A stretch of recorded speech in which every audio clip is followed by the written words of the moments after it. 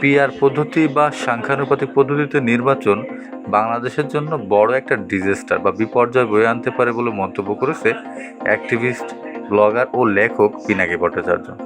এদিকে পিআর পদ্ধতিতে নির্বাচনের দাবি জানিয়ে আসছে দীর্ঘদিন ধরে জামাত ইসলাম।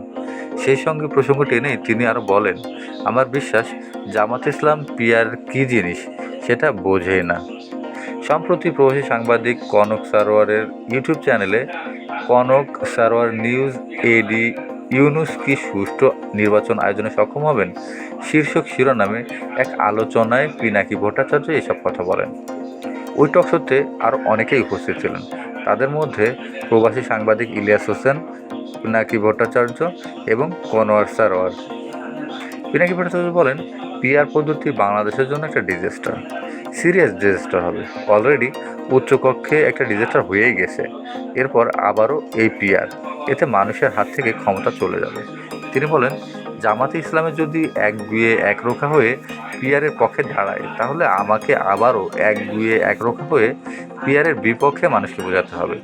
পিআর পদ্ধতি বাংলাদেশের জনগণকে ক্ষমতাহীন করবে বলেই তিনি মন্তব্য করেছেন।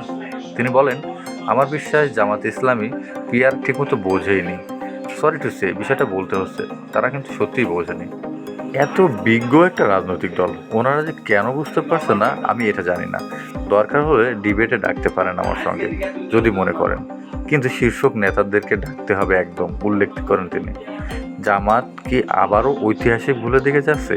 এমন প্রশ্নের জবাবে পিনাকি বলেন, রাজনৈতিক দলগুলো ভুল করে, সব দলই ভুল করে, রাজনৈতিক ব্যক্তি হিসাবে আমাদের ভুল থাকে, কিন্তু এই পিআর পদ্ধতি নিয়ে যদি মোলামুলি করে শেষ পর্যন্ত জামাত কিছু অ্যাচিভ করতে চায়, আমি মনে করব এটা আরেকটা রাজনৈতিক ভুল, বড় ধরনের রাজনৈতিক ভুল। এটা জামাত পরবর্তীতে স্বীকার করবে এবং করতে বাধ্য হবেই, কারণ এর ফলে বাংলাদেশের যে জায়গায় গিয়ে দাঁড়াবে সেটা দায় তখন জামাত ইসলামকে নিতে হবে।